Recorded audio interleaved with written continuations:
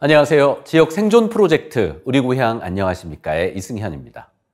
인구 감소와 지역 소멸이라는 위기감 속에 공론의 장을 마련해보고자 시작한 지역 생존 프로젝트가 12주차 벌써 마무리할 시간이 됐습니다. 지난 석 달여 동안 일자리, 교육, 청년, 의료와 같은 10개의 다양한 주제들로 나누어서 살펴봤는데요. 그 문제의식들은 분리된 게 아니라 하나로 얽혀 있다는 걸 확인할 수 있었습니다. 오늘 이것들을 모아 총정리하는 시간으로 준비했습니다. MBC 강원 영동, 충북, 대전, 광주, 목포, 제주 MBC가 공동으로 마련한 프로그램 지역 소멸 위기, 지역에 답이 있다. 지금 시작합니다. 네, 오늘 함께 이야기 나눌 출연자분들을 소개해드리겠습니다. 국가균형발전위원회 위원장을 역임하셨고요. 지금은 지방시대위원회를 이끌고 계십니다. 우동기 위원장님 나오셨습니다. 어서 오십시오. 네, 안녕하세요. 대통령 직속 지방시대위원회 우동기 위원장입니다. 네, 반갑습니다. 한양대학교 부설 고령사회연구원 원장이자 인구보건복지협회 회장이십니다. 이삼식 원장님 나오셨습니다. 어서 오십시오. 한양대학교 고령사회연구원 원장 이삼식입니다. 안녕하세요. 네, 저에게 매주 정쌤의 로컬 편지를 보내오셨던 분입니다. 서울시립대학교 도시공학과 정석 교수님 나오셨습니다. 어서 오십시오. 네, 안녕하세요. 편지로만 인사드렸는데 오늘은 정쌤이 직접 왔습니다. 정쌤의 로컬 편지 주인공이십니다. 네, 오늘 이 시간이 우리 12부작 특집을 총정리하는 시간입니다. 가감없이, 기탄 없이 말씀해 주시면 감사하겠습니다. 먼저 우동기 위원장님, 지방시대위원회가 어떤 일을 하는 곳이고 예전에 그 국가균형발전위원회와는 어떤 차이가 있는지 좀 설명해 주실 수 있을까요? 그동안 역대 정부가 지방 분권의무와 균형발전 정책을 대단히 중요한 국가 정책으로 추진해 왔죠. 근데 윤석열 정부 출범하면서 국정 목표 6번째에 대한민국 어디서나 살기 좋은 지방시대라는 목표를 설정을 했습니다. 이것을 좀 효율적으로 추진하기 위해서 그동안 대통령 직속 자치분권위원회와 또 대통령 직속 균형발전위원회를 통합해서 지방분권과 균형발전의 두 축을 가지고 지방시대를 열어보겠다는 그러한 정책 의지를 담아서 2023년 7월에 출범을 했습니다. 네. 국가 균형 발전의 필요성에 대해서는 뭐 역대 정권마다 계속 신경을 써왔던 부분인데 네. 사실 잘 되지는 않아 왔던 것 같습니다. 왜냐하면 지금 수도권의 인구가 많이 쏠려 있고 많은 부분이 인구뿐 아니라 산업도 그렇고 경제도 그렇고 부동산도 가격이 많이 폭등해 있는 상황인데 최근에 저출산으로 인해서 더 화두가 되고 있는 것 같습니다. 관심도 쏠리고 있는 것 같고요. 이삼식 원장님 어떻게 보시나요? 출산율이 요즘 최근에 보면 작년에 보면 0.7명대거든요. 보통 우리가 인구학적으로 보면 엄마, 아빠 두 사람이기 때문에 자녀가 2명 정도 낳으면 인구가 자녀로 대체됩니다. 최근에 우리 학교 출산율이 0.7명이기 때문에 2분의 1이야 3분의 1 정도 대체밖에 안 되는 겁니다. 그러니까 쉽게 말하면 거의 한 몇 세대 지나면 인구가 3분의 1로 감소된다는 이야기라 할 수 있습니다. 지금 현재 우리나라 인구가 한 5,200만 명이기 때문에 2100년에 가면 우리나라 인구가 2,500만 명 이하 한 2천만 명으로 감소될 수 있다는 거 우리가 이야기할 수 있습니다. 근데 만약에 우리가 출산율이 이대로 간다면 이것은 그냥 추정이나 예측이 아니라 거의 기정사실화 될 정도로 출산율이 너무 낮다고 볼 수 있습니다. 그렇기 때문에 우리나라 인구가 이렇게 간다면 아마 제가 추계한 바로는 한 2300년 정도 되면 인구 통계학적으로 보면 거의 제로에 가깝습니다.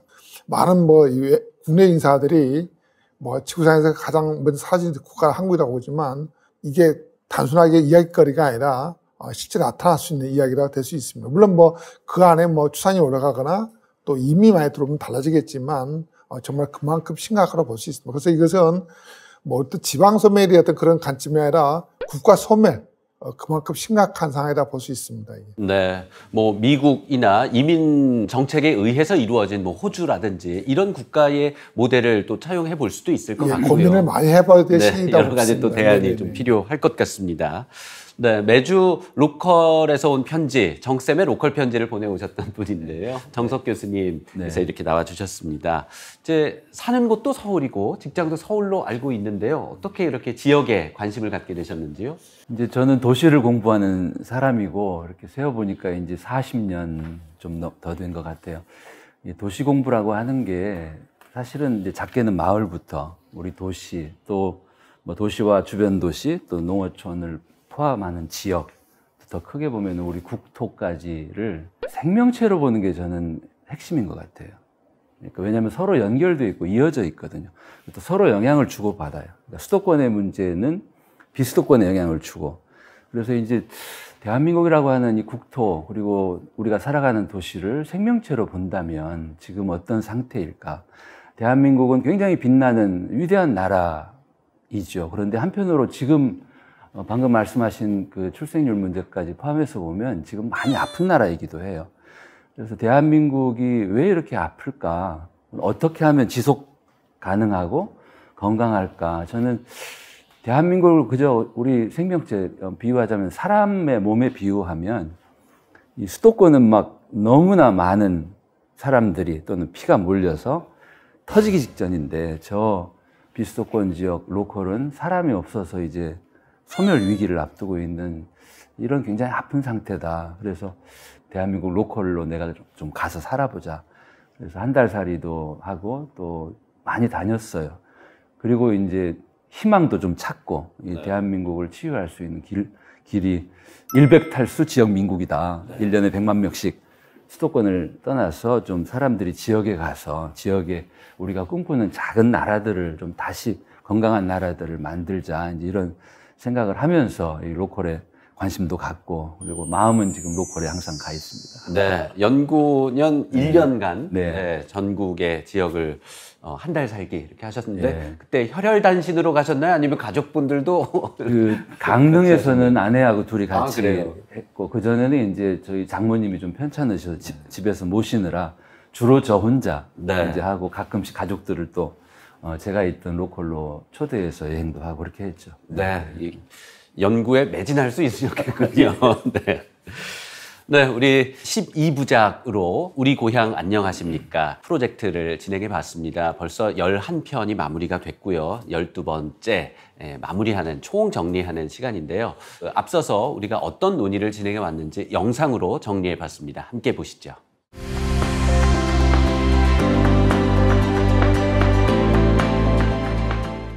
지방의 경제권이 경쟁력을 가질 수 있도록 지방의 광역교통망 거점을 만들어주는 일이 필요한데, 이제 문제는 인구가 자꾸 감소합니다. 특히 2052년 인구 전망을 지난 6월 초에 통계청이 발표를 하였는데, 전국 인구는 한 600만 명 감소합니다. 그러니까 미래는 결국 교통뿐만 아니고 의료든 교육이든 점점 더 이런 공공 서비스 수준이 떨어질 수밖에 없는 시대로 가고 있습니다. 왜냐하면 인구는 넓게 퍼져 있고 인구는 또 감소하고 하니까 이걸 공급할 수 있는 효율성이 달성되지 않는 거죠. 따라서 이런 수요처를 좀 이렇게 컴팩하게 모아주는 일이 먼저 전제가 돼야 합니다. 근데 이건 굉장히 지역 사회로 볼 때는 받아들이기 어려운 측면이 있고 많은 재원이 소요가 됩니다. 대한민국 정부가 재원이 없지 않습니다. 근데 보면 균형발전 특별회계라든가 지방소멸 대응기금 등이 있는데 이런 재원들이 사실은 이렇게 뿔뿔이 다 흩어지고 있습니다. 이런 재원들이 이런 문제에 대응할 수 있도록 초강력권 계획 구축, 그 다음에 광역철도 구축에 좀 선택과 집중이 이루어지는 그런 재원 대책이 함께 나왔으면 좋겠습니다. 이 메가시티가 지역의 소멸 이런 부분에 대해서 중요한 대안이다. 이런 논의에 대해서 충분히 공감이 갑니다. 그렇지만 그 안에 어떻게 채워갈 것인가, 예를 들면 행정을 어떻게 통합할 것인가, 통합 대신에 특별지방자치단체로 갈 것인가, 아니면 경제공동체로 갈 것인가, 이런 여러 가지 대안들을 갖고 지역에서 충분히 논의가 돼야 할 것 같고, 그중에서 빠뜨릴 수 없는 것이 중앙정부의 전폭적인 지원, 시장의 흐름을 바꿀 수 있는 그런 중앙정부의 역할이 못지않게 중요하다. 압축도시와 축소도시는 지금은 우리가 너무 채우는 충전식 전략을 많이 배웠는데, 일단은 축소도시 시대에서의 압축도시는 먼저 도시를 비우는 전략이 필요한 부분이고, 앞으로 필요한 것들이 뭔지에 대한 부분도. 왜냐하면 이제 인구 감소 시대에 새로운 트렌드이기 때문에, 새로운 패러다임이기 때문에 이에 대한 전략으로서 뭘 채울 것인가를 고민하는 것들이 압축도시 전략이고, 압축도시의 가장 중요한 건 뭐냐면 적정한 인구가 유지되면서 충분한 서비스를 제공할 수 있는 여건을 만들어주는 게 압축도시에서 가장 중요한 부분이고요. 이제 또 하나 덧붙일 게 뭐냐면 압축도시와 네트워크입니다. 압축했을 경우에는 다른 지역과의 거리가 멀어지기 때문에 다른 지역과의 기능과 지역을 어떻게 연결할 것인가라는 부분에서는 네트워크도 함께 고민해야 될 부분 같습니다. 굉장히 다양한 층위의 주거 문제가 있지 않습니까? 이 다양한 층위의 계층들이 갖는 주거 수요들은 분명히 다양할 수밖에 없는데 모두가 이제 만족할 만한 정책을 추진하기는 사실은 어려운 상황이잖아요. 어떻게 하면 시간을 가지고 합의를 이뤄나갈 것인가. 그리고 이제 앞서서도 변 교수님께서 중요한 말씀 주셨는데 인식 전환이 그 전제가 되어야 된다는 말씀 저도 굉장히 공감을 하고 있고요. 그런 차원에서 단계적으로 시간을 가지고 합의를 이루어가면서 앞서서도 말씀 주셨지만 미래 세대에 우리의 어떤 부담을 넘겨주지 않는 이제 지속 가능한 발전 전략으로 가져가야 되지 않을까 이렇게 생각을 합니다. 네, 교통 이야기할 때 가장 답답했던 부분은 이제 지역으로 연결하기 위해서 지하철 혹은 기차를 놓고 또 뭐 지역에 신도시를 짓고 그러면 또 결국 다시는 또 수도권으로 쏠리게 되고 네.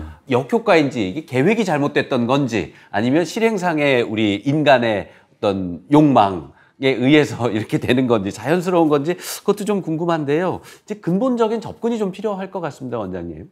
일단은 우리가 보통 과거에 보면 1, 2생활권이라고 해서 많이 강조를 했지만 이런 1, 2생활권 자체가 수도권 인구 집중화를 갖다가 가속화시키는 원인이 됐다고 볼 수 있거든요. 그러면 왜 1생활권 자체가 수도권 인구 집중 가속화냐 이걸 등식을 좀 보면 결국은 교통 자체는 발달했지만 많은 문화라든가 많은 생활기반 인프라가 수도권에 집중되어 있기 때문에 그렇죠. 이게 일종의 삼투압 현상이라고 볼 수 있죠. 네. 하나의 기압이 높고 낮은 지역이 있으면 자연적 물이라든 공기 흘러내려가듯이 그런 현상이 발생하는데 이렇게 그런 삼투압 현상이 잘 발생할 수 있도록 교통이 잘 만들어졌다는 거라고 볼 수 있습니다. 그러면 결국 우리가 교통 탓을 할 것이 아니라 지역으로 보면 지방하고 수도권이라는 데가 좀 밸런스를 이루면 이런 물이 한쪽으로 쏠리는 현상이 일어나지 않겠죠. 이게 결국은 뭐냐면 지역 자체 균형 발전이 굉장히 중요하다고 볼 수 있습니다. 우리가 서울 살든 수도권 살든 어디 살든 간에 똑같은 삶의 질을 누릴 수 있는 곳, 똑같은 교육 기회라든가 또는 경제활동 기회라든가 또 더 나아가서 문화예술 생활을 즐길 수 있는 것 이런 것들이 더 중요한데 지금까지 우리나라가 이 균형 발전 자체가 정말로 이루어지지 않았던 것들 이런 것들이 현재 왔는데 지금부터라도 정말로 이 어떤 균형 발전 또 분산 투자 이런 것들이 굉장히 중요하다고 볼 수 있습니다. 네. 이제 우리 그 교수님 말씀을 동의를 하면서 정책적인 원인들을 한번 살펴보면은 실제로 우리나라 균형 발전 정책은 70년대 후반부터 시작이 됐습니다. 박정희 대통령 때 개발 압력이 높아질 무렵부터 시작해서 임시행정수도 계획도 수립을 했고 또 79년에는 박정희 돌아가시고 난 다음에 수도권 정기 기본계획을 수립해가지고 수도권의 규제를 강력하게 하는 수도권 정기계획법까지 만들고 제2차 국토종합계획도 그렇게 수립이 됐어요. 근데 그때 학문적 가설과 정책이 지향하는 가설이 이게 우리나라에 맞지 않았던 것 같아요. 교통정보통신이 발달하면 할수록 균형 발전과 분산 효과가 나타난다고 우리 믿었어요. 그걸 지향하고 교통정보통신의 균형 발전에 1차적으로 많은 투자를 했죠. 근데 결과적으로는 유럽과 미국과 일본하고 또 다르게 역작용으로 우선 교통정보통신이 수도권에 더 집적되는 결과를 자아냈어요. 이거 우리나라 특이한 현상인데 그 지역개발학계에서 그런 가설을 가지고 있었고 또 정책이 지향하는 가설도 그렇게 됐어요. 그래서 이게 왜 이럴까? 이게 우리나라의 문화적 요인이었던 것 같아요. 다른 나라에서 찾아볼 수 없는. 그래서 아이를 놓으면은 서울로 보내라. 우리는 5,000년 이상 집권적인 나라에 살았잖아요. 그러다 보니까 우리나라의 지역 상권을 보더라도 휴대폰 골목은 휴대폰만 팔잖아요, 지금. 식당 있는데 식당만 모여서 먹자고. 집적의 효과로요. 예. 세상에 이런 공항 구조가 없습니다. 어느 나라도. 그래서 이런 것들 보면은 그러면서 그런 부분이 인프라 중심의 문화적 요인이나 교육이나 의료보다가는 인프라 중심의 지역 균형 발전 정책이 가져온 역작용이 오히려 더 승자 독식의 공간 구조로 가져와 버렸다. 네. 이거 굉장히 지적해보고 싶은 그런 부분들이. 대한민국의 문제를 저는 한마디로 표현하라면 저는 쏠림이라고 생각합니다. 쏠림. 인구가 주는 것도 물론 문제지만 국가 인구가 주는데 그 주는 인구가 한 곳으로 쏠리는 건 더 큰 문제거든요. 모든 에너지가 수도권으로 쏠리는 이것은 개발시대 국가 정책의 또 방향이 그렇게 왔어요. 그러니까 성장 거점 개발, 그러니까 국토를 골고루 개발시키는 게 아니라 거점 중심으로 서울과 부산을 또는 경부 축을. 문제는 지금도 반복하고 있다. 지금 대한민국 모든 문제의 근원은 수도권으로 인구가 쏠려서 수도권 인구는 계속 늘고 나머지 인구는 줄어서 이제 소멸 얘기가 나올 지경인데도 여전히 수도권에 신도시를 지어요. 수도권에 신도시를 건설하는 명분은 수도권의 주택 가격 안정이라고 하는 거죠. 그런데 지금 이미 주택 보급률은 100%가 넘었고 지방의 경우는 미분양이 속출하고 있고 이런데도 왜 수도권에 신도시를 지어야 할까? 수도권에 신도시를 지으면 신도시만 짓나요? 거기에다가 도시철도 연결하지. 네. 거기에다가 GTX까지 지금 건설하고 있어요. 저는 이것은 아니다. 국가가 오히려 수도권에 사는 뭐 정년 은퇴한 중장년 어르신들에게 이제 비수도권으로 가셔서 남은 여생을 더 행복하게 사시라. 그러면 저희가 국가가 적극적으로 지원해드리겠다. 또 지방정부들도 수도권에서만 살지 마시고 청년들도 지방에 와서 창업도 하고 또 프리랜서로 일도 하고 또 이 대도시에 본사를 둔 기업들도 지방에 위성사무소 유치하고 이렇게 국가하고 지방이 함께 노력을 해야 되는데 저는 정책은 정책대로 가고 실제로 보면은 여전히 수도권으로 인구를 끌어들이는 이 정책을 중지하지 않고 있다. 그래서 이게 문제다. 네. 그리고 비수도권 지역은 사실 여러 가지 면에서 열악하죠.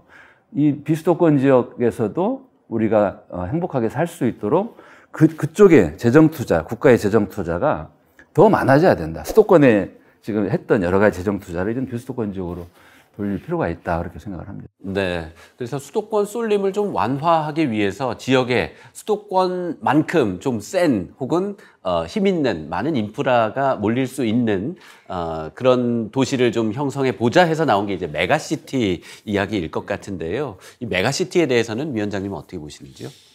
예, 메가시티도 이제 유력한 대안으로 나온 게 실제로 그 기초가 이명박 정부가 출범할 때 대통령 공약이 광역경제권이었어요. 5+2 광역경제. 그게 이제 기초가 됐는데, 뭐 외국에서 메가시티를 1,000만 원 하죠. 우리나라에서 이제 500만 원 규모인데. 이제 우리 정 교수님 말씀하신 대로 중앙정부 주도의 그러한 하향 평준화 정책이 아니고 지역에 더 많은 투자와 지역에 많은 삶의 질을 높이는 수단으로 수도권과 같은 삶의 질을 유지시켜 주려면은 최소한의 인구 단위가 얼마일까? 또 한쪽은 또 소멸이 돼요. 소멸이 되고 인구가 줄어드는데 우리 면 단위가요. 인구 2,000명 미만의 면이 45% 됩니다. 그럼 45% 인구 2,000명 미만은 우리나라 지역 공동체로서 가장 작은 단위인데 심지어 식당이 없어. 인간이 살아가는데 가장 기본적인 필수 서비스를 받을 수가 없어요. 5,000명 미만이 되면은 의원이 없어집니다. 병원이. 네. 4,000명 미만 통계를 보니까 약국이 없어지는 단계가 4,000명부터 시작. 그러면 결국은 대도시권하고 인구가 줄어드는 소멸 예상 지역하고 이 공생 연대 관계를 구축을 해줘야 되는데 그게 가장 기본적인 것이 우리가 그동안 놓쳤던 의료와 교육 아니냐. 그러려면은 최소 단위가 한 500만쯤 된다. 최근에 KDI에서 그 부분이 지속 가능하게 지방이 발전하려면 도대체 어느 정도 규모의 어떤 정치 체제를 취하는 게 맞겠느냐는 걸 연구를 해봤는데 기본적으로 1,000만 도시 외국을 기준으로 해보니까 분권과 많은 연방제에 가까운 권한을 가지고 500만 이상의 생활권을 가진 도시가 가장 지속적으로 발전합니다. 네. 그래서 이제 우리나라가 지금 소멸 지역에 대한 하나의 대안, 또 수도권 못지않는 의료나 교육 서비스를 받으려면 지방도 한 500만 단위가 돼야 되겠다. 그런 기초하에서 이제 우리가 광역경제권 해서 부산, 울산, 경남, 대구, 경북, 호남, 충청, 강원, 제주 이렇게 했는데 최근에 그 이름이 메가시티로 막 확대돼가지고 지금 그런 얘기죠. 그렇게 되면은 결국 도시와 농촌의 공생관계가 앞으로의 하나의 대안이다. 지방에 연고를 둔 베이비부모 세대들이 지금 수도권에 450만에서 500만 원을 추산을 합니다. 근데 이분들이 소득이 가장 높은 계층이에요. 그럼 이 사람들이 80년대, 70년대에 그때 이분들은 10한 5년 되면 집을 가질 수 있었어요. 자가주택 보유율이 제일 높아. 그래서 아까 100만 했는데 100만까지 무리더라도 이 한 10%만, 50만만 빠져나가 주면은, 그리고 이분들이 가지고 살고 계시는 곳이 전부 서울 도심이에요. 근데 지금 우리나라 서울이 고령화 지수가 전 세계 1000만 이상 도시 중에 도쿄 다음이에요. 4년이 지나면은 도쿄보다 제일 빠른 세계의 고령화가 제일 높은 시기에 도시가 되는데, 이제 이게 하는 대안이 도심을 어르신들이 좀 비켜주고 청년들로 채워야 서울의 출산율도 올라가고 4시간, 5시간 출퇴근이 없어지는데, 그래서 그런 부분에 우리가 착안을 해서 세컨하우스 정책, 좀 고향으로 좀 내려가시도록 하자. 또 서울에서 자기가 살던 주택을 팔고 갈 때 양도소득세를 한 유예시켜줘 보자. 또 출산을 앞두고 있는 자녀들에게 주택을 증여를 할 때 증여세도 유예를 한번 시켜보자. 이런 대안까지를 지금 부처 간의 협의가 이루어지고 있다는 말씀을 드리고, 어떻게든지 대도시 인구들이 농촌에서 살아볼 수 있는 기회를 마련하기 위해서 1가구 2주택에서 이미 제외를 시켰습니다. 그리고 이제 농어촌에 미니 관광단지 같은 걸 많이 개발해서 도시민들이 앞으로 4도 3촌이 내 생활 패턴이 될 때를 대비해서 농촌의 그런 생활 인구를 늘리는, 그래서 정주 인구 대신에 생활 인구 정책을 가지고 대도시와 농촌이 어떤 교류와 공생관계를 가지느냐. 네. 베이비 부머 세대 분들이 이제 수도권에, 서울에 많이 이제 집을 갖고 계신데요. 예를 들어서 저희 부모님이 서울에 집을 갖고 계시고 전 경기도에 살거든요. 아버지 집을 바꿉시다 하면 나는 절대 뭐 말씀을 꺼낸 적도 없고요. 물론 저도 그러면 좋겠죠. 아버님 직장도 안 갖고 계신데 서울에 이제 살고 계시니까요. 우리가 조사를 해보니까요. 비켜준다 이게 가능할까? 예. 양도소득세가 지금 베이비부머들이 가지고 있는 것을 집을 팔면은 양도소득세가 5억에서 한 6억 정도 되더라고요. 이거를 지방에 이주를 하셨을 때 10년 정도 사시면 유예를 시켜주면은 설문조사 해보니까 한 60% 나와요. 그러니까 서울에 있는 각 지방시도의 향후의 조직, 이 조직을 통해서 우리 조사를 한번 해봤어요. 이제 결국 지역의 인구가 좀 가려면 주거가 해결돼야 되고, 결혼, 출산까지 이렇게 이어지는 관계성이 중요할 것 같은데, 이삼식 원장님께서는 이에 대한 연구를 수행하셨더라고요. 예. 아까 말씀하신 것 중에서 이제 배임 세대 내려가는 것 때 말씀하셨는데, 배임 세대들이 이제 고령층에 들어가는 이제 세대들인데, 우리 고령층 세대만 과연 지방에 내려가서 인구 배분이 이루어질 것이냐, 이제 그런 고민을 해야 될 것 같아요. 왜냐하면 왜 고령층들이 내려가기 주저하느냐, 이 원인을 봐야 될 것 같거든요. 아마 우리가 고령층들이 내려가는 가장 주저하는 이유가, 이제 고령층 되면 아프기 시작하는데 몸이, 보건의료 시설이라든가 많은 인프라가 없어지다 보니까 결국은 또 다시 서울로 올라가야 되는 이런 문제 생기거든요. 제 집안에도 어르신들 보면 시골이 좋아서 가긴 가는데 좀 더 나이가 드시니까 올라오더라고요. 왜냐하면 병원에 거의 늘상 가야 되는데 거의 시골에서 버티지 못하는 거 이게요. 그래서 그 말은 뭐냐면 결국 배임 세대가 내려가는 것도 중요하지만 사실은 의료 인프라 내려가야 되고, 의료 인프라에 내려간다는 것은 꼭 젊은 사람도 내려간다는 뜻이거든요. 결국 말하면 모든 세대들이 균형적으로 내려갈 필요가 있다는 거죠. 그래야지 이게 지방이 발달하고 균형되게, 그래야지 어떤 세대도 내려가서도 살기 좋게, 이런 말이 되야지 어느 특정한 세대, 코호트가 내려가서 해결되는 문제는 아니다. 저는 이렇게 말씀드리고 싶습니다, 이게. 그래서 근본적으로 봐서는 우리가 어느 특정한 세력을 올라가라 이런 걸 주장하는 것보다도 정말로 모든 것이 오래 살 수 있는 그런 것들이 좀 이루어져야 되겠다 생각이 들고, 정책적으로. 또 우리가 이제 또 하나 중요한 것은 이제 우리가 출산 관련돼서 이야기를 해보면 아베노믹스가 있고 아베노칼노믹스가 있는데, 아까 아베노칼노믹스가 가장 주장하는 것이 이겁니다. 왜 지방에 있는 사람들이 왜 애들이 성장하면 다 서울로 올라오느냐, 젊은 사람들이 서울로 올라와서 또 여기서 출산하고 결혼하고 출산하고 이러거든요. 근데 이제 아베노믹스 주장하는 것은 젊은 층들이 수도권에 올라오니까 너무나 굉장히 치열하고 직업에 대해서, 또는 주거에 대해서 굉장히 치열하다 보니까 결혼할 수 있는 구도도 안 되고 애를 낳을 수 있는 구도도 안 되는 거예요. 그러다 보니까 수도권이 더 출산이 가장 낮아요. 우리나라에서 출산이 가장 낮은 시군에 보면 관악구예요. 관악구의 학교 출산이 0.4명입니다. 이 정도 낮아요. 그래도 지방에 가면, 또 군 땅에 가면 그래도 학교 출산율이 1.8명 정도 돼서 한 5배, 6배 되거든요. 이것은 뭐냐면 결국 수도권에 올라오면 너무나 과도한 경쟁 때문에 결혼 출산 자체가 어렵다는 걸 본 거예요. 그래서 일본에서 로컬로미스가 주장하는 건 뭐냐면 야 어떻게 하면 지방이 좀 잘 발달해서 거기서 태어난 아이들이 거기서 성장하고 교육을 받고 거기서 직업을 잡고 거기서 결혼해서 아이를 낳고 하면 그만큼 안정적이고 너무나 행복하게 살 수 있다 보니까 아이를 낳았으면 만큼 낳을 수 있다.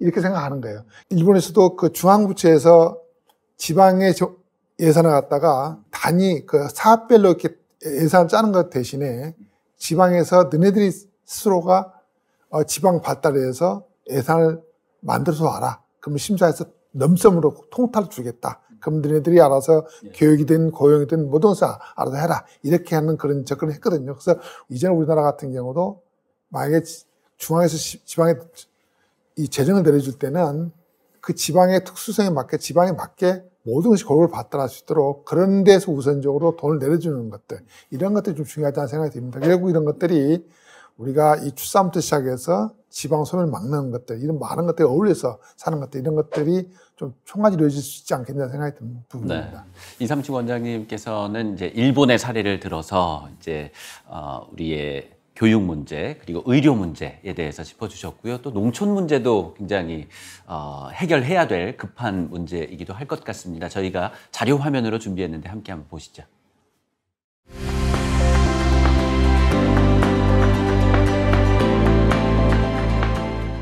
공급자 중심이고 지금의 의료는 또 중앙정부서부터 이렇게 내려가는 식의 그런 제도입니다. 이것을 공급자 중심이 아니라 환자 중심으로 바꿔야 되고 지자체에서 스스로 해결할 수 있도록 해야 됩니다. 그러다 보면 여러 가지 정책들을 지역에서 ICT 기술을 활용하지 않고는 이 문제들을 해결하기 굉장히 어렵습니다. 그래서 디지털 전환, 즉 단순한 아날로그적 요소를 기술로 대체하는 것이 아니라 그것을 통해서 더 나은 제도를 만들 수 있는, 즉 디지털 역량을 강화하는 디지털 전환이 꼭 필요합니다. 지금까지 성장을 위한 교육을 해왔다면 이제는 성숙을 위한 교육으로 바뀌어야 돼요.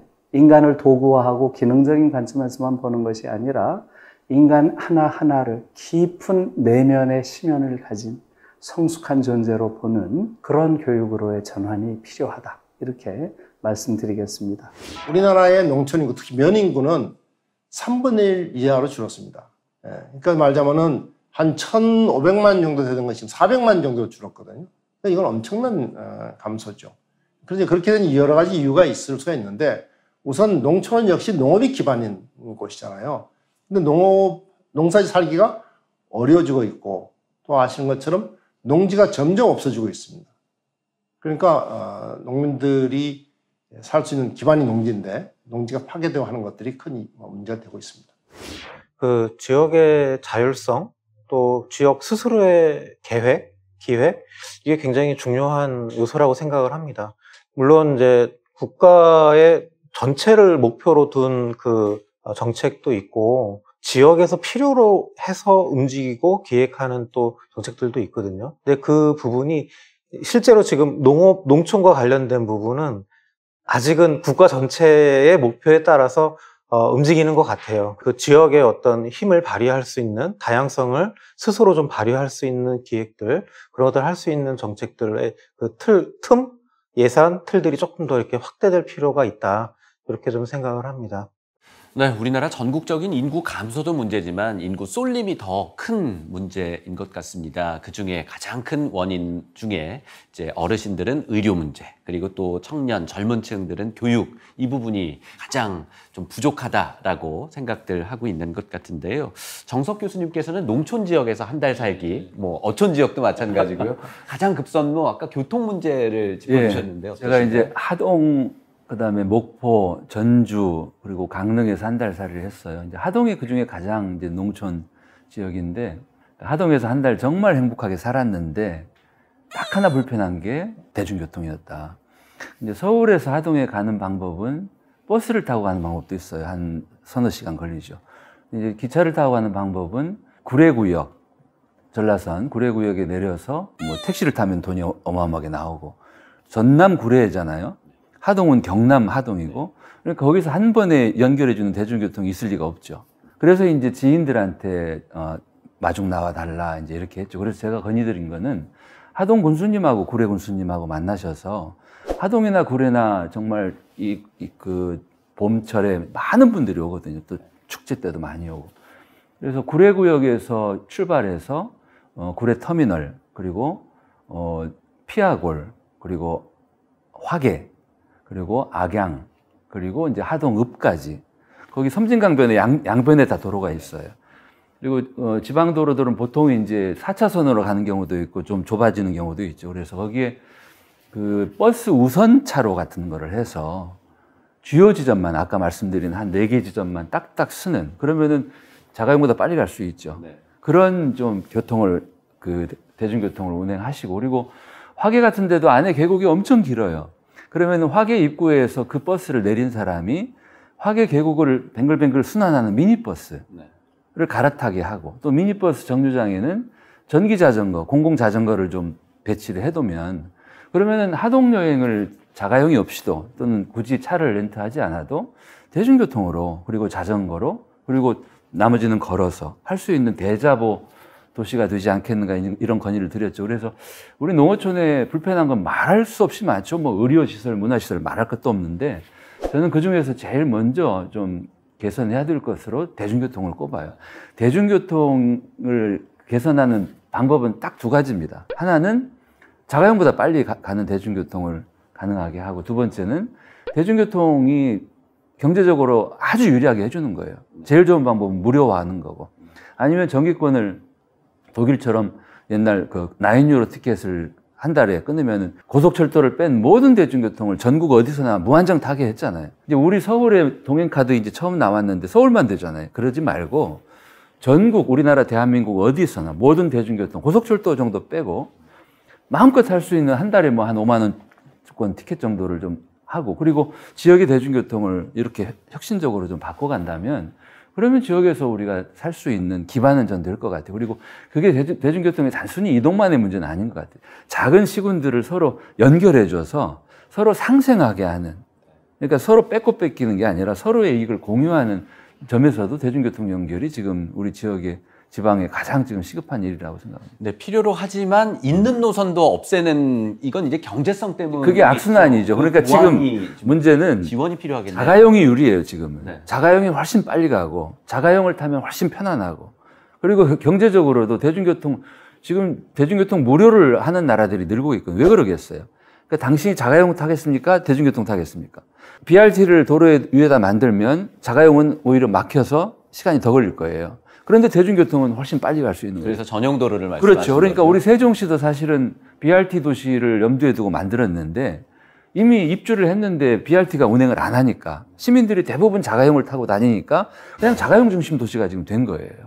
그러니까 교통지옥이라고 하는 말은 전부 뭐냐면 자가용 중심이에요. 특히나 또 이제 어르신들은 뭐 면허를 운전면허를 그렇죠. 반납하라, 네. 뭐 이런 것도 계도하기도 그러니까 이 부분은 위험하기도 하고요. 지금은 악순환이어서 해결이 안 될 것 같은데, 결국은 자가용보다도 더 빠른 대중교통을 타게 해드리면 시민들이 자가용을 계속 고집하지 않겠죠. 네. 그러니까 그거를 해결해 주는 게 좀 시급하다. 그리고 그거에 대한 정부의 의지가 보여야 돼요. 네. 대중교통 타십시오. 더 유리하게, 더 경제적으로 유익하게 해주겠습니다. 네. 이런 정책이 필요하다. 지역에는 또 뭐 꼭 농촌 지역이 아니더라도요, 이제 고령화 문제가, 네. 이게 또 문제라고 해야 될지요, 그냥 현상이라고 하는 게 나을 것 같습니다. 예전 뭐 초고령 사회에 진입하는 것을 뭐 시한폭탄처럼 굉장히 뭐 위기다, 뭐 이런 이야기를 많이 했었지만, 사실 이건 우리가 이제는 받아들여야 할 문제일 것 같은데, 고령 사회에 대응해서 또 지역에서, 그리고 전국적인 어떤 정책은 어떤 방향으로 가야 된다고 생각하시는지요? 글쎄,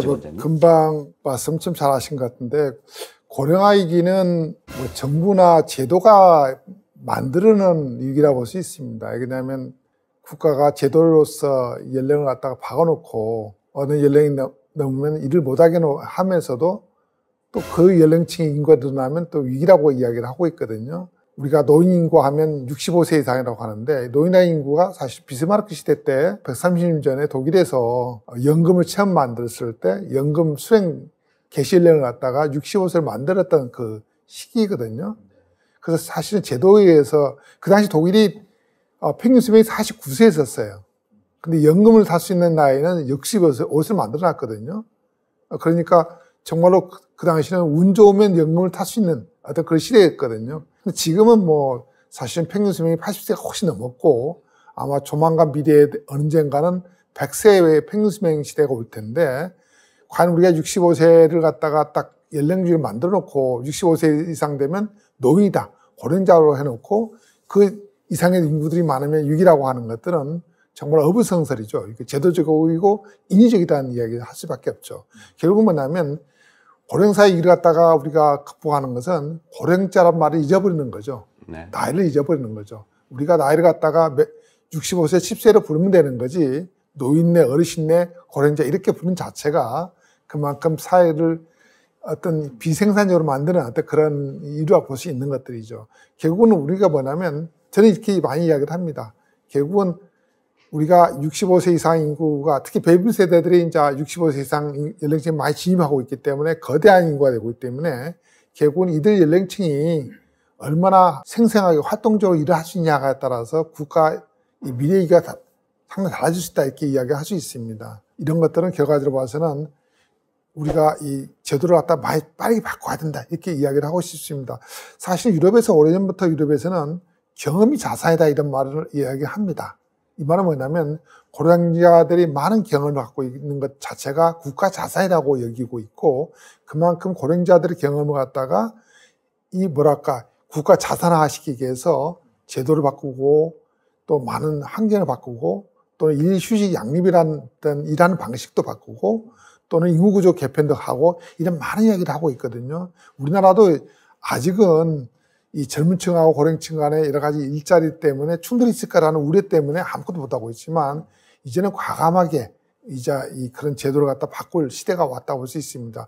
우리나라가 보통 이 74년생까지 노동시장에서 60세 정년을 마치는 시기가 2030년대 한 초반입니다. 2030년대 초반이 되면 그리고 60세 정년 제도가 계속 유지된다면 아마 2030년부터는 노동 절벽이 일어날 수밖에 없습니다. 일할 사람이 없어지는 거죠.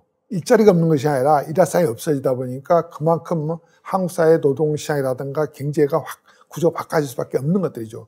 이제는 준비를 해야 되죠.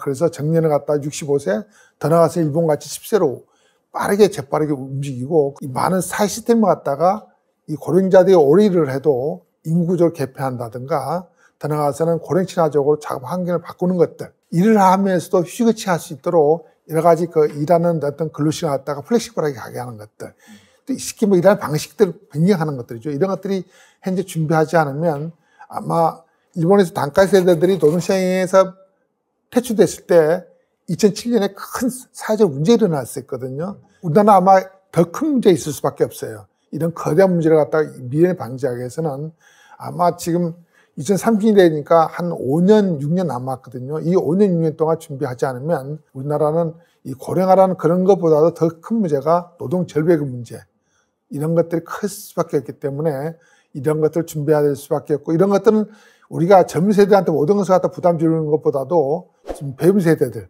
또 중고령자들이 얼마나 그 시대에 가서 역할을 더 오랫동안 할 수 있고 하는 것들, 이런 데 좀 초점 맞추는 것들이 더 중요하지 않냐 하는 생각이 듭니다. 네, 이삼층 원장님께서 대안까지 얘기해 주셨습니다. 이제 정년을 좀 연장하는 방안도 있을 수 있고, 또 65세라는 그 숫자, 생물학적인 것과 별개로 숫자의 기준을 삼아서 이렇게 정년을 정하고 뭐 우리 고령 인구로 분류하는 이것도 좀 문제라고 지적을 해주셔서 제가 용어 선택이 굉장히 부담스럽습니다만 65세 이상 인구가 늘어나는 문제에 대해서 지방시대위원회에선 어떻게 접근을 하고 있나요, 위원장님?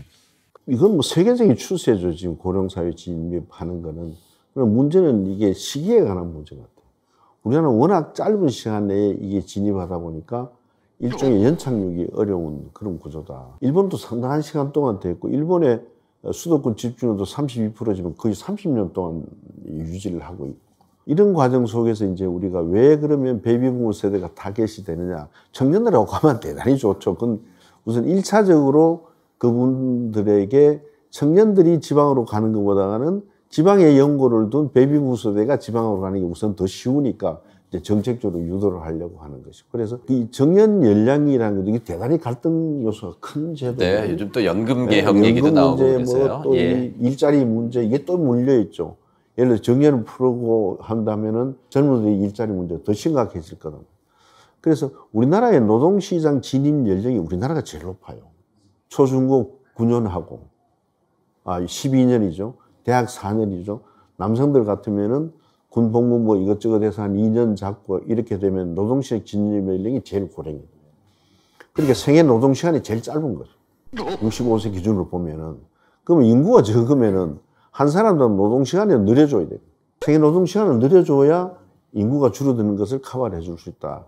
그래서 이제 우리가 정부에서 한동안 고민을 검토를 했습니다. 이게 세대 간의 갈등 요소가 워낙 커서 지금 수면 하에 있는 게 이제 학령인구 문제, 교육제도 개선 문제죠. 이래서 노동시장 진입 시기를 좀 당겨보자. 정책도 고민을 하다가 그런 또 한 대안일 수도 있지만 그런 부분들이 이제 또 고려가 돼야 될 것 같고. 아까 말씀드린 대로 이 베이비부모 세대를 고령 인구들이 11.8%에 몰릴 것이 아니라 면적에 전국을 흩어지려면 의료 서비스가 가장 큰 문제. 그래서 이번에 이제 의대 정원의 83%를 지방의대에다가 배정을 하고 지방에서 정착률이 제일 높은 층이 지방의대에서 공부를 한 사람들이에요. 재작년까지만 하더라도 지방의 학생들이 그 지방에 있는 의대에 진학하는 율이 약 45%밖에 되지 않았어요. 65%가 수도권 학생들이었습니다. 그래서 이게 이제 지역 인재 전형을 확대하면서 의대, 치대, 한의대, 약대, 의학계열 이걸 대폭 늘려서 지금 한 55%까지 올라갔는데 앞으로 3년 이내에 약 80%까지 확대가 된다면은 지역 의료 서비스가 확충이 될 것이고 또 질이 높아진다면은 그 부분도 그렇게 걱정을 하지 않아도 되지 않겠나. 그런 정책으로 지금 가고 있습니다. 네, 우동기 위원장님께서 이제 청년들의 그 노동시장 진입 연령을 좀 낮추는 방향을 유도하기 위해서 정책적인 접근을 지금 시도하고 계시다고 하셨는데요.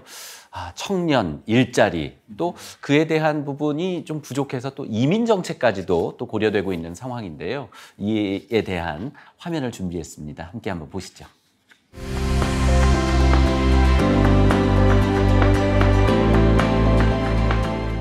예, 우리나라에서는 아직 어떻게 보면 우리 이민자라든지 외국인에 대한 인식이 그렇게 꼭 좋다 이렇게 얘기하기는 좀 어려울 것 같아요. 오랫동안 단일 민족 내지는 한국 민족만 살다가 다양한 배경을 가진 이제 이민자 외국인들이 들어오다 보니까 여러 가지로 불편한 점이 많이 있다 이렇게 생각이 듭니다. 초기에 선진 외국에서도 이런 경험을 많이 했어요. 왜냐하면 문화권이 다르기 때문에 그런 문제가 있었는데 이런 것들은 좀 시간이 지나면서 지속적으로 차별 금지라든지 또는 인식을 위한 다양한 사회통합 프로그램을 시행을 통해 가지고 그런 노력을 선진국들은 하고 있다. 그래서 이것이 단시간 내에 고칠 수 있는 것도 아니고 변경될 수 있는 것은 아니지만 그럼에도 불구하고 이민자를 받아들여야 하는 또 우리의 상황, 또 이민자들은 더 나은 삶을 위해서 이민을 이제 오고 하기 때문에 그런 측면에서 보면 서로가 필요에 의해서 또 이렇게 이민을 오고 또 우리가 받는 그런 입장이니까 서로가 그런 측면에서 제도라든지 인식 개선을 통해서 그런 차이라든지 인식을 줄이는 노력을 지속적으로 할 필요가 있다 이렇게 생각이 듭니다.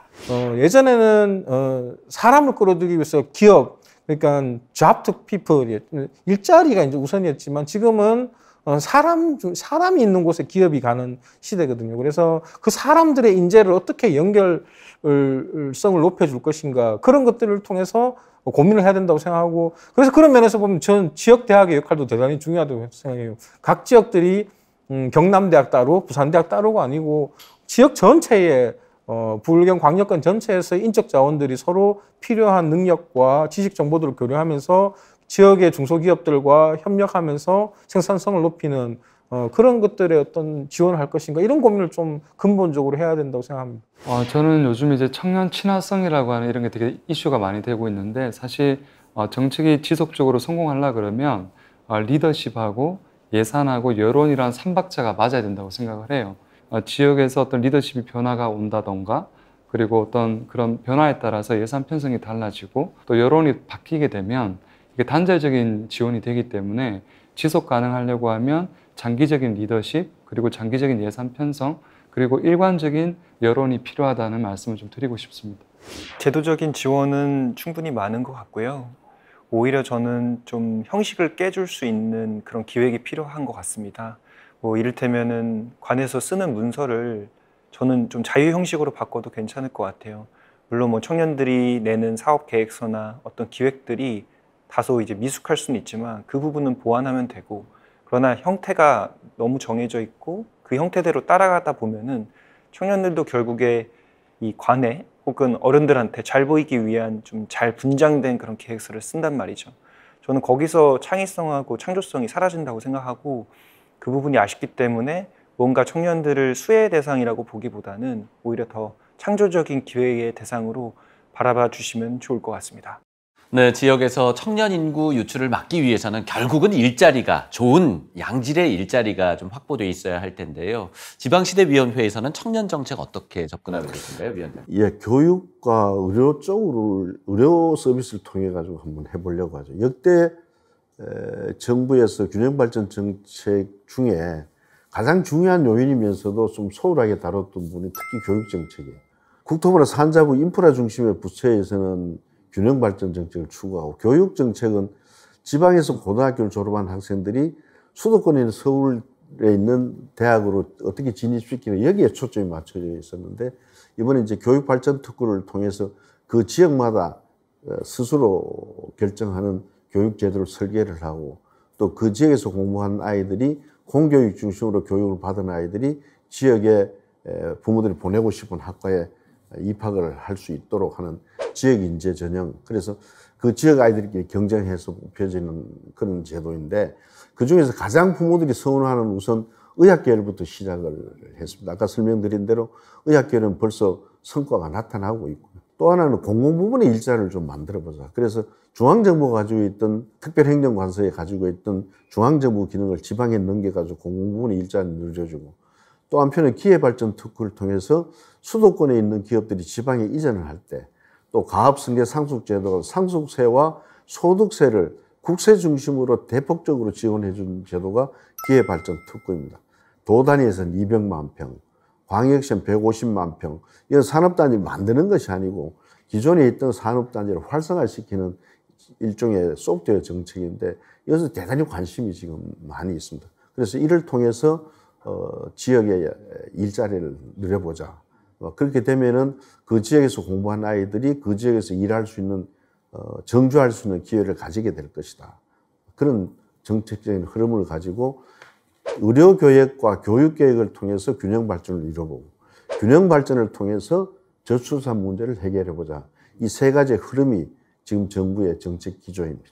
네, 지난해 출범한 지방시대위원회에서 정말 단기간에 많은 정책들을 발표하고 추진을 하고 계신데요. 결국은 또 인식도 변화해야 될 것 같습니다. 그 지역의 교육청에서는 서울대학교 몇 명 보냈는지 발표하고, 또 우리 지역의 고등학생들이 수도권으로 얼마나 대학을 진출했는지, 이걸 또 학부모님들도 관심 사항이다 보니 또 교육 당국에서도 이걸 또 정리해서 발표도 하고, 비공식으로라도 이게 또 확산될 수밖에 없는데요. 이 인식이 좀 바뀌어야 될 것 같습니다. 네, 정석 교수님께서는 하동, 전주, 강릉 지역에서 사실 때 좀 청년들도 좀 만나보셨나요? 많이 만났죠. 네. 청년들이 서울이나 수도권 또는 대도시가 아닌 로컬에서, 지방의 작은 중소도시에서 또는 농어촌에서 행복하게 일하면서 살 수 있을까? 저는 이게 믿음의 문제 같아요. 근데 저는 그렇게 믿습니다. 그리고 연구년 한 해 동안에 많이 만났어요. 로컬에서도 행복하게 일하며 사는 청년들을 많이 만났는데, 문제는 그런 청년들이 잘 안 보이고 소수이고, 여전히 대한민국은 일자리를 찾기 위해서는 서울로, 수도권으로 가야 된다는 이 믿음이 너무나 강하고, 청년들이 오히려 로컬에서 행복하게 살 수 있다는 믿음은 아직은 좀 작아 보이는 게 문제인 것 같아요. 네. 이미 우리 국가나 지방정부가 청년들의 로컬 일자리 정책을 많이 하고 있고, 그런 지원을 받아서 창업하거나 프리랜서로 또 이렇게 행복하게 일하는 청년들이 많은데, 제가 보았던 사례 가운데 제일 놀라운 사례는 일본의 사례예요. 일본의 도쿠시마 현의 가미야마라고 하는데, 여기가 한때는 2만 명, 지금은 5천 명. 작은 산골 마을인데 인재들이 끊임없이 산골에 와요. 그리고 작년 봄에는 고등학교 3년 그리고 대학교 2년, 그러니까 5년제 정규 학교가 이 가미야마 산골에 개교를 했어요. 전국에서 학생들이 와요. 완전 무상교육이고. 근데 이 5년제 학교에서 과연 뭘 가르칠까? 좋은 대학 입시 가르치는 게 아니에요.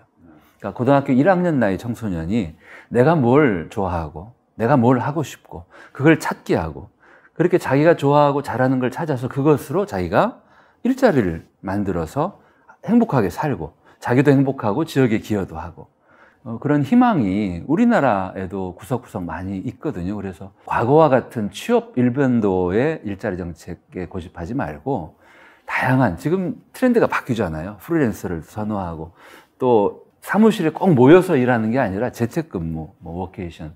그래서 일자리도 앞으로 많이 바뀔 거다. 그래서 그런 거를 생각하면서 다양한 청년 일자리를 만들어 갔으면 좋겠습니다. 네. 제가 한 말씀 드리면 저는 이제 지자체 연구 프로젝트를 좀 간혹가다 하거든요. 그래서 광역자치단체라든가 또 시군 다니는데 인구 전반 연구를 하다 보니까 청년 일자리 같은 것도 좀 연구를 합니다만은 그때 연구 과정에 느꼈던 것들이 뭐냐면 올해 수도권보다도 지방의 일자리가 더 정규직이 많습니다. 더 안정적이라고 볼 수 있죠. 우리가 정규직, 비정규직 갖다가 직업의 안정성을 본다면 수도권보다도 지방이 훨씬 직업의 안정성 더 좋습니다. 그런데 왜 청년층들이 지방을 떠나서 수도권으로 비정규직으로 와야 되냐. 이제 그런 것들을 우리가 고민을 많이 해야 할 부분이 있습니다. 그 부분은 뭐냐면 일의 질입니다. 일자리의 특성이 여러 개 있는데 수도권의 일자리는 비정규직이지만 미래가 보이는 일자리라고 볼 수 있고 지방 일자리는 정규직이고 좀 안정적이지만 미래가 잘 안 보이는 일자리들이 많습니다.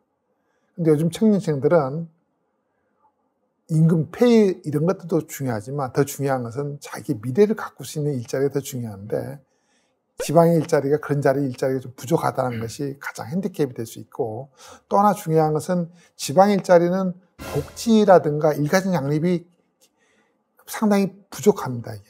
그러다 보니까 일 열심히 하면 페이는 많이 받지만 젊은 층으로서 즐길 수 있는 청춘의 즐거움이 사라져버린다는 거죠. 그래서 오히려 정규직 일자리에서 일하는 것보다도 편의점에서 일하는 것들이 더 선호합니다. 편의점에서 잠깐 일하다가 서로 올라오는 것들 이런 것들 선호하지 어느 사업장에서 열심히 오랫동안 일하는 것을 선호하지 않습니다. 이 말은 뭐냐면 결국은 지자체에서 할 일이 있습니다. 지자체에서 할 일이 뭐냐면 지방에 있는 여러 사업장들, 기업들, 직장들에 대해서 어떻게 하면 그 일자리 안에서 복지를 갖다 좀 더 강화시킬 것인가. 물론 지자체에서 행정, 재정적으로 좀 투자를 해야 할 필요가 있습니다. 그리고 그 일자리 안에서 일가정 양립, 쉽게 말하면 일하는 시간을 근로시간 갖다가 좀 더 정해진 시간만 하고 남은 시간은 청년들이 자기 청춘 즐길 수 있는 시간 또는 미래를 갖다 준비할 수 있는 시간 이런 걸 주는 것이 중요한데 이런 것들에 대해서 기업에다만 너무 의존하지 말고 지자체가 좀 나서서 같이 협의하고 타협하고 또 필요하면 행재정적 지원하는 것들 이런 것들이 중요하다고 볼 수 있습니다. 이런 것들이 이루어져야지 지방 일자리가 정말 좋은 일자리가 되고 여기에 따라서 청년층들이 좀 더 지방에서 오랫동안 있으면서 정착하면서 행복하게 살 수 있는 기반이 될 수 있다고 저는 생각이 듭니다. 네, 이삼식 원장님께서는 이제 통계적으로 조사 결과에 따른 그 내용을 얘기해 주셨는데 저는 이제 대학에서 학생들과 이제 저 수도권 대학인데요. 이야기를 나눠보면 과연 그럴까 하는 생각이 듭니다. 왜냐하면 수도권 서울 지역의 청년들이라고 해서 취업해서 평생 정년 보장에 되는 그런 정규직으로 들어가느냐 하면 또 그걸 원치도 않고 회사도 원치 않고 개인들도 원치 않고 있는 것 같더라고요. 다들 지역은 지역대로 수도권 서울은 서울대로 불안해들 하고 있는 것 이걸 좀 기성세대들이 꼭 그렇지 않다는 걸 좀 이야기해주고 정보를 주고 이해시킬 필요가 있지 않나 하는 생각도 좀 들더라고요. 예. 또 이렇게 지역에는 청년 인구가 좀 줄다 보니 그 대안으로서 이민 정책, 외국인들이 와서 좀 정주하고 일도 하고 또 교육도 받고 이런 정책을 또 펴기도 하는데요. 또 고령사회연구원에서는 이삼식 원장님께서는 이 부분에 대해서는 어떤 연구를 좀 진행하셨나요? 과거의 이민 정책은 우리나라가 혈연 기반에 강한 국가다 보니까 국민 정서도 그렇고 또 국정사 상당히 배타적이죠. 그러다 보니까 정부 정책도 상당히 뭐라 할까 주저하는 면이 많습니다만은 이제 인구 감소가 본격화되고 있고 고령화가 정말로 엄청나게 빠른 속도로 진행되고 있기 때문에 이민 정책에 대해서는 이제는 좀 더 본격적인 정책으로서 우리가 이야기를 할 필요가 있습니다.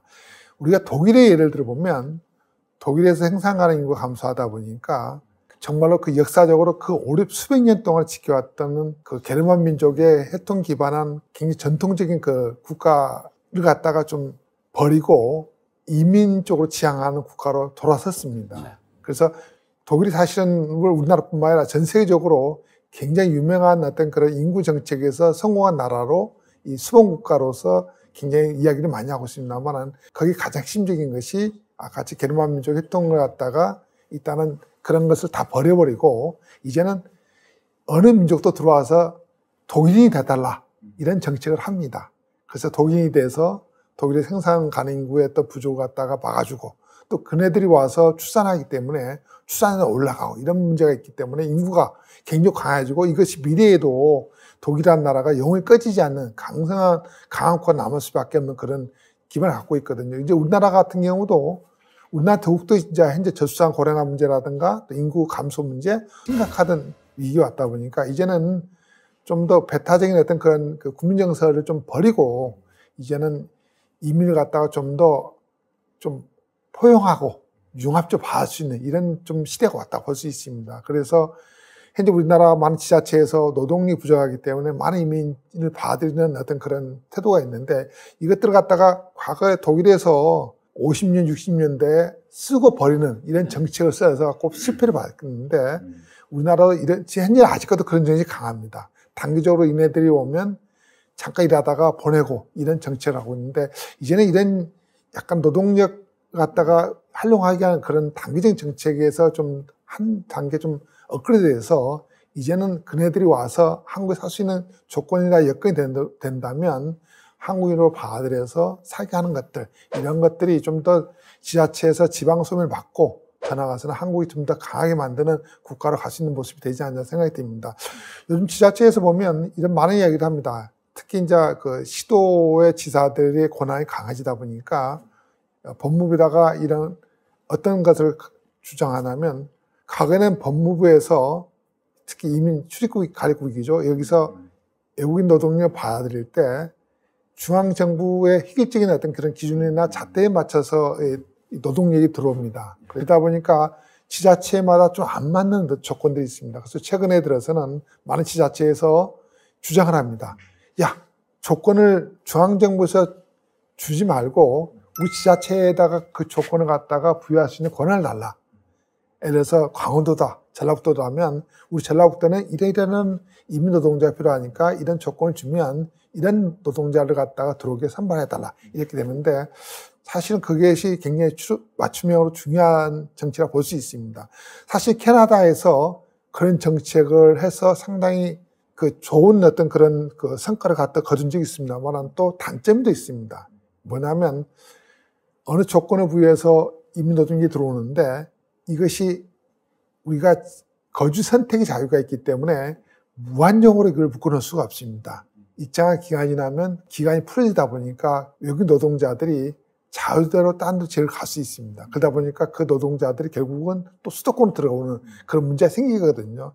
우리나라 같은 경우도 지금 현재는 지역 단위에서 이런 조건에 따라서 이민을 받아들이고 있지만 이것이 이제 노동력 부족이라든가 또는 지방소를 만드는 데 굉장히 크게 하고 있지만 좀 더 보완할 것들은 뭐냐면 이네들이 해당된 지역에 처음에 정주 시작하면 계속 정착할 수 있도록 지역 내에서 이 이민 노동자를 위한 또는 이민자에 대한 복지들이 또는 정주 어떤 또 거주 여건이라든가 이런 데 지원들 이런 것들이 좀 더 강하게 좀 더 정착이 돼야 되고 더 나아가서는 그 지역사회에서 이들을 포용하는 능력들 이런 것들에 따라서 이런 정치들이 좀 더 성공할 수 있지 않나 생각이 듭니다. 네. 와서 일자리를 구하기 위해서 단기로 오는 그런 외국인들 뿐만 아니라 또 결혼 이주 여성의 경우는 또 출산을 통해서 2세를 낳고 또 교육시키고 우리 국가의 인력을 차지하는 그런 부분이라서 문화를 또 포용하고 받아들이고 해야 되는 그런 부분이 있을 것 같습니다. 이제까지 우리는 지역이 이런 부분이 부족하고 하니 수도권으로 빠져나가지 이렇게 대책을 좀 정책을 펼시다라는 이야기 했는데요. 이제는 좀 긍정적인 이야기로 마무리했으면 좋겠습니다. 우리 지역 최고라는 영상을 한번 준비해 봤는데요. 함께 보고 이야기 나누겠습니다. 제 고향 목포 많이들 사랑해 주시고 한 번씩 놀러 주시면 좋을 것 같습니다. 사랑합니다. 화이팅! 음식값도 그렇고 모든 면에서 부산 영도가 최고인 것 같아요. 강릉은 그 대도시처럼 너무 복잡하지도 않고 있을 거 있고 그리고 부족함 없이 살기에는 딱 적당한 도시라고 생각합니다. 그래서 저는 강릉 사는 게 좋습니다. 사실 청주가 살기 좋은 건 너무 시끄럽지 않고 너무 사람이 붐비지도 않고 뭔가 살기 좋다는 느낌을 받는 것 같아요. 내 고향은 목포시 마한오동입니다. 목포의 공기가 최고, 먹거리가 최고. 내 고향은 목포입니다. 전국을 돌아다녀봐도 목포처럼 사랑되는 없다고 생각합니다. 목포를 위해서 화이팅! 우리 고향 신안 자운도 너무나 좋습니다. 많이 도와주세요. 화이팅! 우리 고향 강진 사랑해요. 화이팅! 내 고향은 구남동입니다. 우리 구남동 화이팅! 제 고향은 전주입니다. 우리 고향 화이팅! 제 고향은 서귀포입니다. 서귀포 사랑해요. 내가 살고 있는 노영동 사랑합니다. 내가 사는 이도동 사랑해요. 내가 살고 있는 이도동 사랑합니다. 사랑해요. 이도동 I love you. 네, 이제까지 우리 지역 힘들어요. 우리 지역에 이런 게 없어요. 뭐 이런 볼멘 소리랄까요? 아쉬운 목소리들 많았는데 우리 지역 최고 영상을 보고 나니까 좀 희망적이고 힘이 납니다. 뭐 두 분도 지역 연구하시면서 지역의 긍정적인 면, 지역의 희망적인 면 이런 부분 많이 느끼셨을 거예요. 네. 2021년 1년 동안 제가 이렇게 다녀본 곳을 세어보니까 54개 시군이었어요. 그러니까 뭐 우리나라 전체에 비하면 아주 극히 일부만 봤지만 정말 대한민국의 지역은 로컬은 참 넓고 깊고 다채롭다.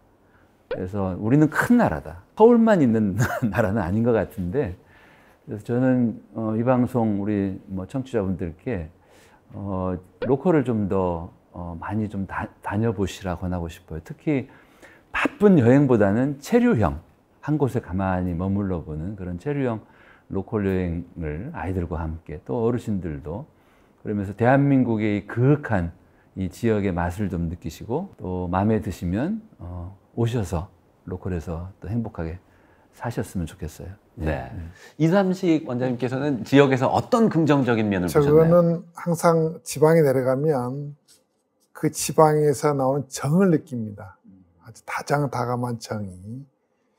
서울 같은 수도권에서는 참 못 느끼는 정이죠. 각박하잖아요. 이런 데는 좀 더 뭔가 내 스스로가 내가 발걸음을 갖다가 좀 천천히 가고 싶어도 뒤에서 오는 사람들 때문에 바삐 움직일 수밖에 없는 또 생각도 주변의 시선을 갖다 줄 수 없는 이런 상황인데 지방에 내려가면 갑자기 생활이 느려집니다. 내 생활이. 그만큼 이거 굉장히 긍정적이죠. 왜냐하면 빨리 산다는 것이 굉장히 중요한 건 아닙니다. 이것이 어떻게 보면 빨리 죽는다는 소리 들을 수 있는데 지방에 내려가면 시간이 천천히 하다 보니까 내가 생각도 천천히 많이 해지고 정도 많이 느껴지고 정말로 생활 자체가 속도가 천천히 가는 느낌. 이런 것들이 저는 상당히 좋다고 봅니다. 수도권에서 누가 불러도 바로 못 가는 거죠. 네. 일단 전화기 꺼놓을 수는 없지만. 네, 맞습니다. 그래서 이런 것을 느끼려면 우리가 사실은 인생에 적어도 특정한 일부 시간은 지방에 살아보아야 되겠다 하는 것을 저는 꼭 이야기하고 싶습니다. 네, 지금까지 인구, 청년, 교통, 교육 다양한 분야에 대해서 총정리하는 시간 가져봤는데요. 끝으로 또 한 말씀씩 부탁드리겠습니다. 먼저 정석 교수님께서 말씀해 주시겠어요? 대한민국의 뿌리는 저는 로컬, 지방, 그리고 우리 지역이라고 생각해요. 근데 지금은 대한민국의 지역 또 지방이 위기인 것 같아요. 서울 수도권이 아닌 대한민국 방방곡곡 구석구석에 피가 돌고 이제 기가 통해야 되는데 결국은 사람이 필요한 거고, 그리고 사람들이 로컬에서 더 우리가 행복하게 살 수 있다는 이 희망, 믿음을 저는 우리 국가 그리고 지방정부가 좀 강하게 보여줬으면 좋겠어요. 네, 이삼식 원장님께서는요? 예, 저는 현재 인구가 적다고 해서 그 지역이 사라지지 않습니다. 예를 들면 강원 정선군이 있다고 생각해 보시면 정선군의 인구가 많이 줄어들었지만 고려시대 때도 정선군이 있었습니다. 그와 마찬가지로 인구가 적을 때도 꽤 많을 때도 있지만 어느 지역이든지, 그렇지만 항상 중요한 것은 그 지역에 살고 있는 그 사람들이 얼마나 행복하냐, 이것이 가장 중요하다고 생각합니다. 인구가 많고 적음에 대해서 많은 고민도 갈등도 많겠지만 더 중요한 기초는 그 지역에 남아있는 자들이 얼마나 잘 살 수 있는가, 이런 것들에 의해서 복지정책, 교통정책, 많은 정책들이 어울러서 그 지역에 남아있는 사람들을 위한 최선의 정책이 될 수 있으면 좋겠습니다. 지방시대위원회 우동기 위원장님은 우리 지역의 인구 감소 시대에 어떤 정책으로 접근해야 된다고? 정부 정책이나 우리 국민들의 인식이 달라져야 될 것 같아요. 지금까지 우리의 주장은 지방 소멸을 막기 위해서 균형 발전 정책을 펴야 된다. 이게 주된 논지였거든. 그 문제가 아니라 대한민국의 경쟁력을 높이기 위해서, 또 떨어져 가고 있는 수도권의 경쟁력을 높이기 위해서, 수도권의 경쟁력은 결국 고령화 지수로 보면 엄청나게 떨어져 있는 거죠. 앞으로 4년 뒤가 되면 세계에서 제일 높은 고령화 지수가 되어가고 있는데, 결국 수도권의 경쟁력이 한국의 경쟁력으로 본다면은 수도권의 경쟁 압력을 대폭 줄여야 된다. 수도권의 경쟁력을 70년대, 80년대 가졌던 그 경쟁력을 회복하기 위해서라도 11.8%라는 국토 면적을 좀 넓게 써야 되겠다.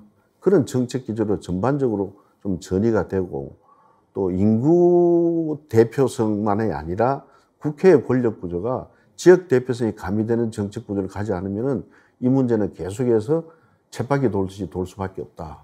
그런 문제를 좀 시급한 정치권에서 좀 해결을 했으면 하는 그런 바람을 가지고 있습니다. 네. 자, 인구 감소에 대한 위기감이 고조되고 있습니다. 인구 감소보다 더 심각한 것은 수도권 쏠림인 것 같습니다. 지역 균형 발전이라고 하는 명제는 비수도권에게 혜택을 주고 비수도권을 배려하는 문제가 아니라 지역이 잘 살 수 있고 지역이 존재해야 수도권도 존재할 수 있다. 그리고 대한민국이 더 발전할 수 있다라는 인식으로 우리의 생각이 좀 바뀌어야 하지 않을까라는 생각을 하게 됩니다. 네, 6개 지역 MBC가 함께 해온 지역 생존 프로젝트 우리 고향 안녕하십니까? 12부작 그 마지막 순서였습니다. 그동안 사랑해 주신 여러분 고맙습니다. 지역 생존 프로젝트 우리 고향 안녕하십니까? 지역 생존 프로젝트 우리 고향 안녕하십니까? 지역 생존 프로젝트 우리 고향 안녕하십니까? 지역 생존 프로젝트 우리 고향 안녕하십니까? 지역 생존 프로젝트 우리 고향 안녕하십니까?